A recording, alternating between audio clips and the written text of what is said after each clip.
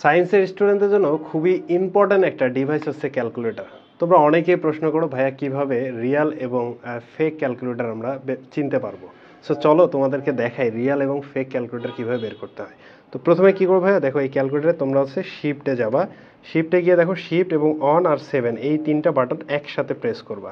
দেখো আমরা যদি তিনটাকে একসাথে আমি প্রেস করি, সো তিনটাকে একসাথে প্রেস করলে এই লেখাটা আসবে। তারপরে কি করবে, এই যে 9 চাপ দিবা, 9 চাপ দিয়ে তুমি শিফট দিতে যাবা, দেখো শিফট চাপ দিতে থাকবা, দিয়ে একদম লাস্টে দেখো আমাদের এখান থেকে বের হয়ে যাবে এই যেটা, দেখো আরেকটা দিবা।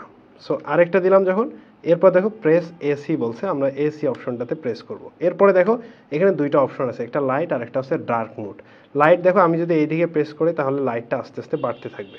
রিয়াল ক্যালকুলেটারে কি হবে, লাইট বাড়তে থাকবে, দেখছো।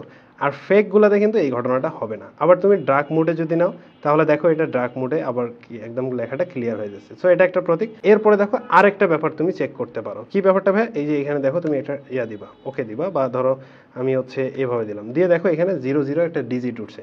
তুমি কি করো, সব বাটনগুলো প্রেস করতে থাকবে, যে 1 2 3 4 5, দেখো আমরা এখানে 4 4 4 দিলাম, 4 5 6 7 8 9, ক্লিয়ার। এই যে এখানে দেখো আমি কিন্তু এখানে রাউন্ড করে ফেলছি।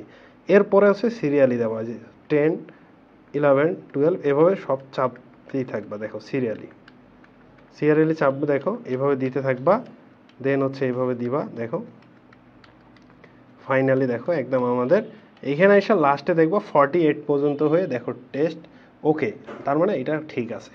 তো এইভাবে তুমি চাইলে ফেক এবং রিয়াল ক্যালকুলেটর চিহ্নিত করতে পারো।